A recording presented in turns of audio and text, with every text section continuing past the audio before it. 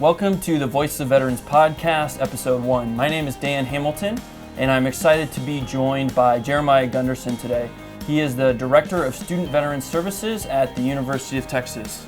Thanks, Dan. Glad to be here. Awesome. Tell us a little bit about how you got to where you are at UT. Okay. Well, I've been Director of Student Veteran Services at UT Austin for just under 6 years now. I started in fall of 2013. Before that, I was working at Fort Hood. I was overseeing the team there that did the VA out-processing briefs for the VA portion, VA benefits. Also facilitated the Fort Hood Suicide Prevention Program. Before that, I was a grad student at Texas A&M, University Central Texas. So I was a student veteran using GI Bill. Went through that process myself during the post 9/11 era. I was actually in during the transition from Montgomery to post 9/11. A student there, got my bachelor's in political science, my master's in history before ending up here. Before that, I was stationed at Fort Hood 6 years from 2003 to 2009. I was a medic, 166 Armor in the 4th Infantry Division. 2 deployments with 4th ID to Iraq in 03 and then again in 04. That's an incredible resume. One of the things that we really want to highlight here on the Voices of Veterans podcast is how veterans go from being in Iraq to being successful in their communities, serving in their communities, leading in their communities.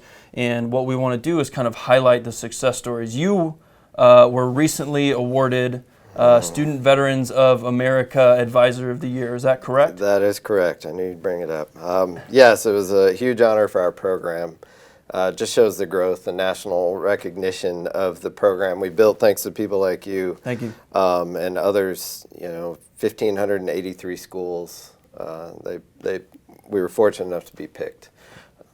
So you said that you've been there for about 6 years now. A lot of times on the path to growth or after service, when you're trying to reach a point of success, whether that's personally or professionally, you have to overcome maybe things that you didn't anticipate. Sure. Can you talk a little bit about the challenges or the leadership traits that you've really had to exhibit trying to get to the program to where it is today? Sure. I think one of the biggest challenges for veterans coming from the military environment to any corporate environment, collegiate environment, we come from a place where you use very direct communication. There's clear lines of chain of command, and you understand who's in charge. Everything is dictated to you, right place, right uniform, right time, all that. So to go to a more loosely structured environment, and the challenges are different for a student who now is very much independent. They're having to figure those things out themselves. That was my experience. No one was there telling me where to be or what to do or what I should be doing every day. I had to sort that out myself. So as you're directing the student veteran services and you're working with students, did it help you to have gone through that process yourself?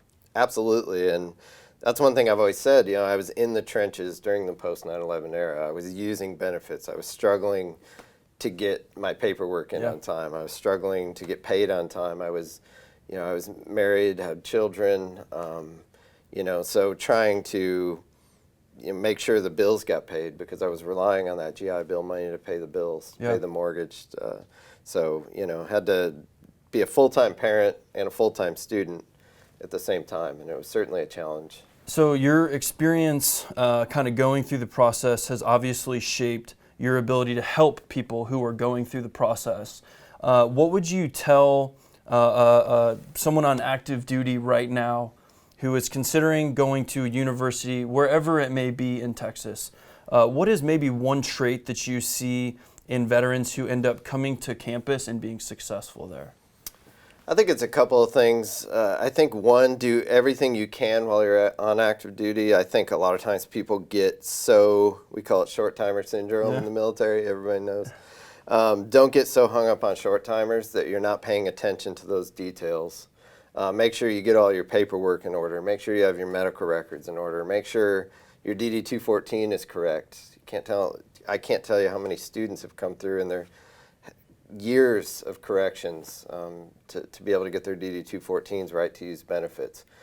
all that stuff can really hinder somebody's success. Utilize all those things on your during DTAP and when you're getting out and you go to all those trainings. Learn that stuff. Get your resume ready. Definitely utilize those resources. Then also, I would say reach out to the school you plan to go to. And don't just do it a month before you get out. Just like being a student and looking at a career, I think you need to start looking at that stuff a couple of years before you plan to ETS. Make sure. Kind of having a plan for success and trying to plan Absolutely. for the future almost to figure out where you want to go. I've had a lot of unfortunate conversations with people who want to come to UT that have come to realize they should have been doing things a year ago, but they didn't, ask the right questions, and unfortunately then that sets back their timeline.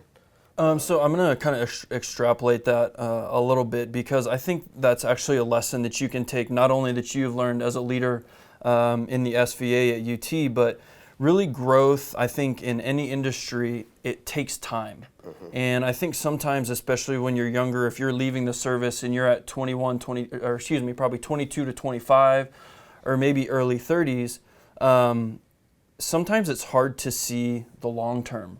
It is. You have to think about a long game, and it's making sure you have all those ducks in a row so that when you get out, you're prepared for success. And it's easy to just get focused on those steps right in front of you. But can you talk a little bit then? Let's say you have set a plan. Let's say you've kind of started down the path that you want to go. Was there a time when you were in the SVA where maybe you hit a road bump, or the path didn't necessarily go in the direction that you thought you were going? And was there something that kept you going during that time where you were like, wait a minute, I didn't think I was going to be here. How do I keep going? Well, I can tell you one story for sure, and that's the reason I have a master's degree, is because I was about to graduate with a bachelor's in political science before I started thinking about, what am I actually going to do?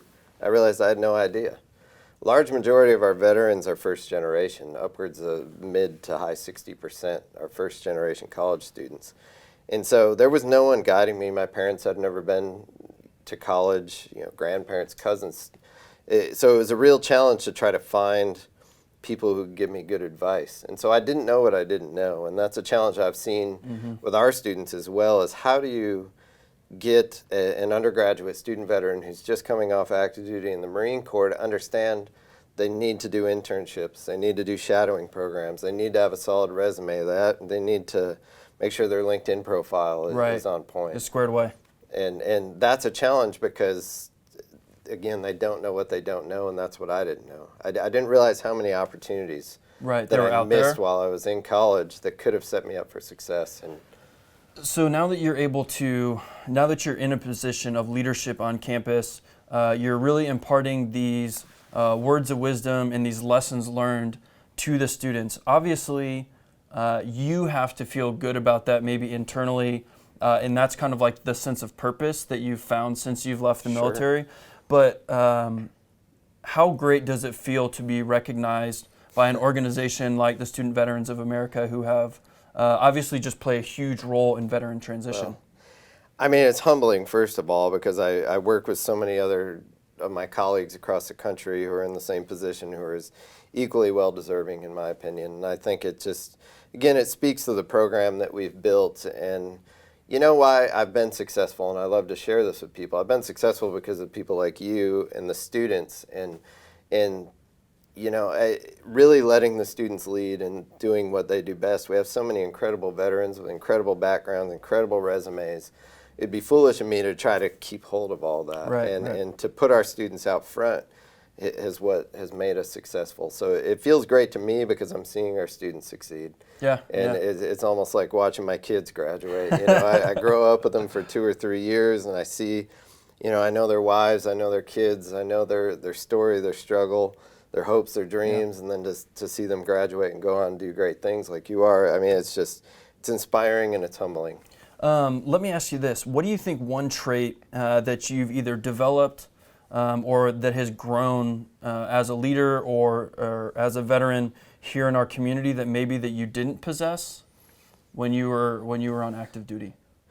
Patience is a big one. That's a good one, yeah. Yeah, I think working in any corporate environment and even at higher ed, understanding that things take time. and that you're going to be told no. And as an NCO in the military, I wasn't used to being told no when I told people. Yeah. Occasionally now it's like no, but we have to go back and retool. We have to think about what we're proposing. We have to be more intentional. We have to think about all the players involved. There's a lot more. It seems counterintuitive with the military, but there's a lot more bureaucracies in a corporate or a higher ed environment, and you have to be mindful and respectful of that. That's actually an interesting kind of cultural comparison between the bureaucracy maybe of the military and the bureaucracy that you find maybe in different agencies or different businesses. But one thing that has struck me about the culture clash too, at least in my transition, was there was a big difference between military discipline, which for us, at least in the Marine Corps, was instant obedience to orders, right? Absolutely. And one thing that I learned when I left the service is discipline in the civilian world, discipline in a workplace, or discipline on campus Right. Outside of the military actually means doing things before someone tells you to. Right. No, absolutely, and doing it independently because Yes, no one's yes. necessarily going to tell Right. you to do it, and you have to be ready to make those decisions and understand. And again, you have to navigate a lot of those minefields yourself in the corporate, the higher ed, collegiate environment. You have to understand. We loved in orientation. We talked to veterans. We had an open door policy in the military. Yeah. This is a great example. Right. And a lot of people are afraid you didn't use the open door policy. You don't want to go It talk was to first sergeant? You Yeah. don't talk to the higher, because then everyone in your chain of command between you and them is going to get chewed out because why didn't you handle this problem? So there's a stigma attached to that for veterans to be willing to go talk to their professor during office hours, to talk to the TA, to talk to me, The even, dean, and yeah, the yeah, dean yeah. or whoever.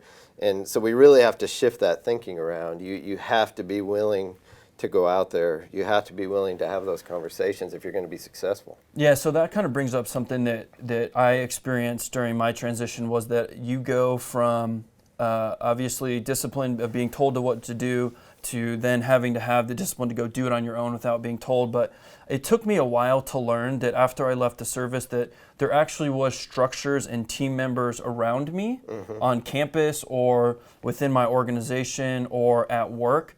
It just looks a little bit different than looking around and being like, oh, this is my squad or this is my platoon or this is my unit. There are people, I think, at least in society and our communities here in Texas, who really want veterans to succeed, but it takes the initiative from the veteran to go out and find who those people are. Right. And that's also another issue that we've had to overcome with student veterans is, and I've heard this from some of the most high-speed veterans you can imagine, who just said, look, I went in every day, I put my nose to the ground, I got straight A's, I did everything I was supposed to do, I showed up to class on time, took notes, passed the test, now what? Yeah. And we come from a culture where if you were in the right place, the right uniform at the right time, did everything right, you'd be rewarded with rank, you'd be rewarded with more responsibility. It's not necessarily the same in the civilian world. As a student, it's more about the co-curricular things. It's about building relationships. It's who you know.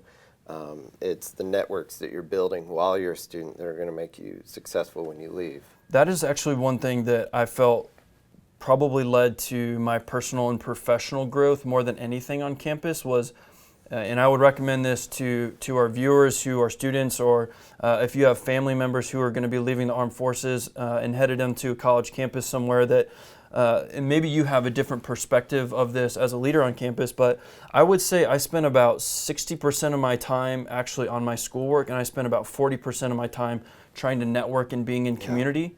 And to me, that 40%, that community, it really paid dividends. Absolutely. And the way I describe it to people is that diploma from UT Austin is certainly a ticket that will get you in the door a lot of places, but you won't ever find the door if you're not networking. Yes. It's so important to network and meet people and build that community. And that's just not something, you didn't go around and network in the military. You didn't go to other units showed up and where talk you to were their supposed to. leadership. Yeah. You talked to, in fact, that could get you in a lot of trouble. Networking wasn't something you did what you were supposed to do within your sometimes squad level unit. And there wasn't a lot of networking happening. So it's a whole mind shift.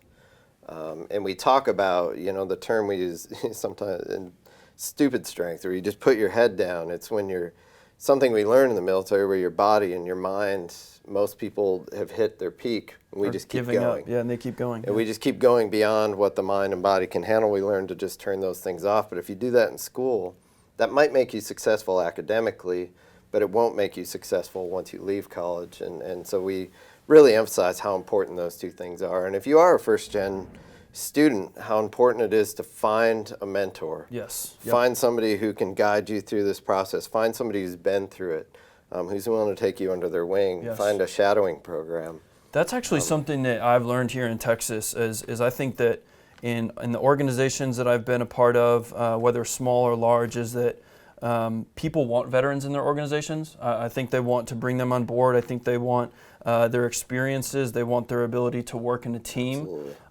You talked a little bit about the transition from the classroom to the business world. Correct. How are you seeing your veterans transition into professional life? I think it's a mix. I think there's a lot of people who do it really well, and there's certain, colleges within our campus that are going to put more emphasis on it. The business school, others are going to put more emphasis as part of their curriculum on professional development, whereas others don't.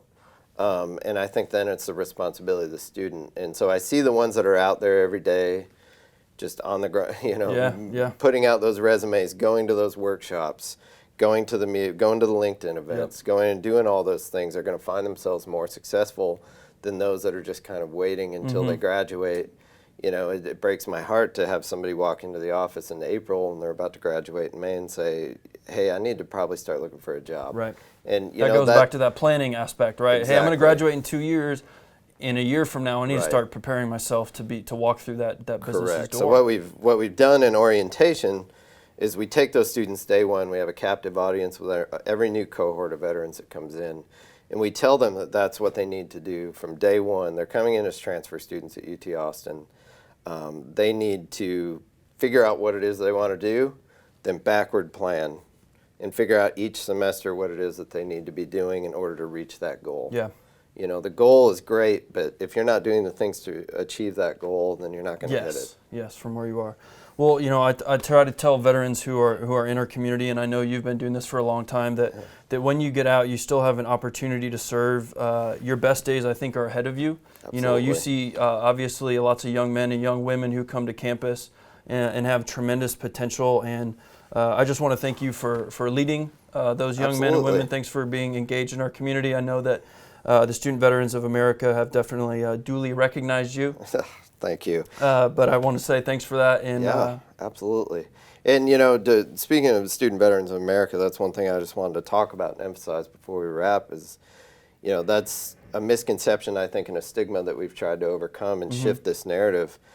Our veterans are doing well. Yes. And the SVA published in 2017 the NVEST data. It was a study that shows that veterans are graduating at higher rates with higher GPAs, higher income potential. Their persistence rates are higher, lower attrition rates. And so they're doing well on our campuses. I think that a lot of that comes from the schools and the support and offices like mine across the country that are starting to be stood up, and SVA chapters are doing incredible things. But we can't take away either from the veterans who are out there doing the work and doing the work before they get off active duty. They're out there, they're asking questions, they're driven, they're excited about the future. And once they get off active duty, they really are focused on that next chapter of their life. And I just think it's great. That's great. Well, I think that is a great place to end it. If you're out there listening or watching, I just want to encourage you, if you're here in Texas as a veteran, to continue working, continue leading and serving in your communities. Jeremiah, thank you for stopping by. Thank you, Dan. Appreciate you being here. Anytime. On behalf of Chairman George P. Bush and the Veterans Land Board, my name is Dan Hamilton, and this is the conclusion of episode 1 of the Voice of Veterans podcast. We'll see you next time. Thanks.